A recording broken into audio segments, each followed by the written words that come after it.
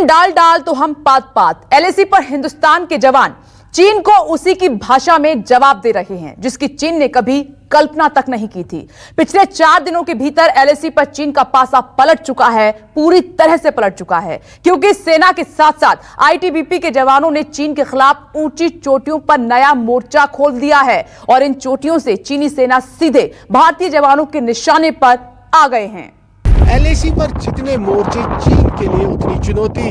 सेना के बाद अब आईटीबीपी ने जिनपिंग सेना की घेराबंदी शुरू कर दी है। 1962 के बाद ऐसा पहली बार हुआ है जब पूर्वी लद्दाख में अहम मोर्चों पर आईटीबीपी ने अपना कब्जा जमाया है। ये मोर्चे काफी ऊंचाई पर है और युद्ध के लिहाज से काफी अहम। ये पूर्वी लद्दाख का इलाका है जहां मौजूद है रणनीतिक तौर से अहम पेंगोंग झील। आईटीबीपी और स्पेशल फ्रंटियर फोर्स के जवान झील के दक्षिणी छोर पर जितनी भी अहम ऊंची चोटियां हैं उन सब पर काबिज हो गए हैं। मतलब ऊपर भारतीय जवान डटे हैं और नीचे उनके टारगेट पर हैं चीनी सैनिक जिन पर हर मिनट हर सेकंड भारतीय जवान नजरें जमाए डटे हैं। मैप के जरिए इसे और आसानी से समझिए। पेंगोंग झील से रेचिन ला तक का ये करीब 70 किलोमीटर का स्ट्रेच है। ये पूरा इलाका पेंगोंग झील से स्पंगुर झील तक फैला है। इस पूरे एरिया में हिंदुस्तान ने करीब 30 नए पोस्ट तैयार किए हैं। ये सारे मोर्चे चीनी पोस्ट के मुकाबले काफी ऊंचाई पर हैं। भारत की इस बढ़त के चलते चीनियों की हालत इस वक्त एलएसी पर बेहद ढीली हो गई है। इस पूरे ऑपरेशन में आईटीबीपी के 29 जवानों का रोल अहम माना जा रहा है जिन्होंने पेंगोंग झील के पास दूसरी चोटियों पर भारत का झंडा गाड़ा है। सबसे अहम आईटीबीपी के जवानों ने ब्लैक टॉप के आसपास सभी दूसरी चोटियों पर भी अपना कब्जा जमाया है। ये सभी मोर्चे चीन के लिए मुश्किलें बढ़ा रहे हैं। एलएसी पर हिंदुस्तान के लिए ये कामयाबी कितनी बड़ी है इसका अंदाजा आप इस बात से लगा सकते हैं कि पूर्वी लद्दाख में एलएसी पर तैनात चीनी सैनिकों की हर हरकत अब आईटीबीपी जवानों के साफ साफ पकड़ में आती रहेगी। माउंटेन वॉरफेयर में कहा जाता है कि जो हाइट्स ऑक्यूपाई करता है वही सफल होता है, वही विजयी होता है। तो यदि हम पेंगोंग त्सो के दक्षिणी साइड में देखें तो हाइट्स है ब्लैक टॉप, मगर हिल, गुरुंग हिल, हेलमेट टॉप, एलो बम्प, ये सब हाइट्स हैं। तो स्पेशल फ्रंटियर फोर्स के विकास रेजिमेंट ने प्रीएम्प्ट करके ब्लैक टॉप पे जाके वो बैठ गए। जवानों को गाइड करने और उनका हौसला बढ़ाने के लिए खुद आईटीबीपी के जीपी एसएस देसवाल 6 दिनों तक एलएसी पर रहे। डीजी ने 23 से 28 अगस्त तक एलएसी का दौरा किया और कई चौकियों पर गए।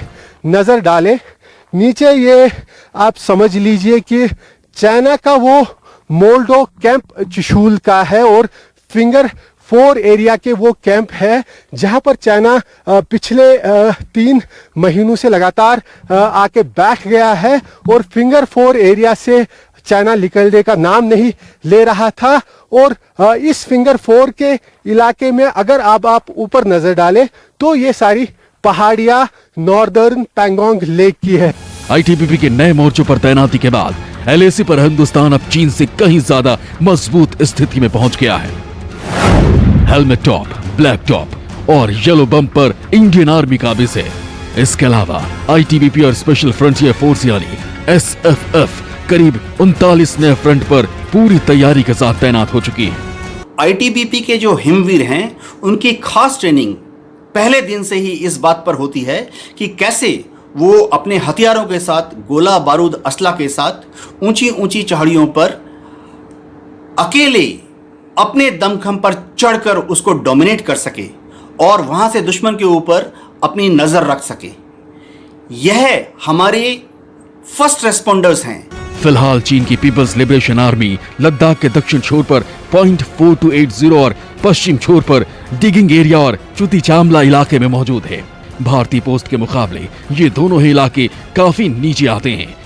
यानी स्थिति अब ठीक वैसी है जैसे चोटियों पर हिंदुस्तान और पहाड़ के नीचे आया जिनपिंग सेना का पूरा आसमान।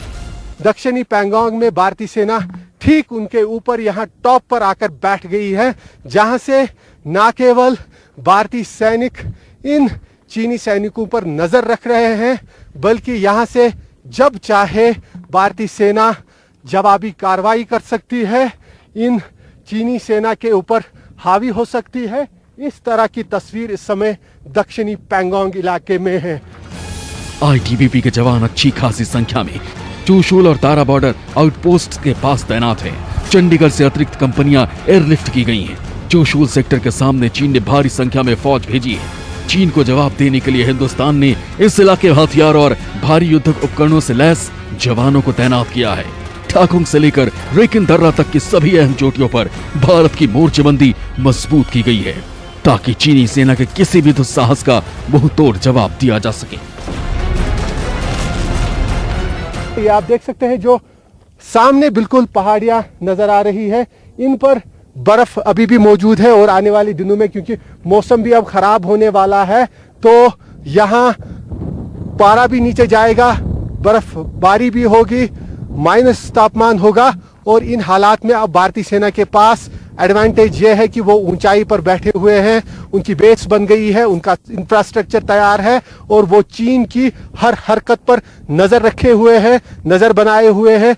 जहां भी चीन ने कोई नापाक हरकत की तो चीन को न केवल माकूल जवाब दिया जाएगा बल्कि उसके दांत भी खट्टे किए जाएंगे। कैमरामैन मुजफ्फर रशीद के साथ आसिफ साहब, लद्दाख, न्यूज़ 24। नमस्कार, मैं हूं मानक गुप्ता।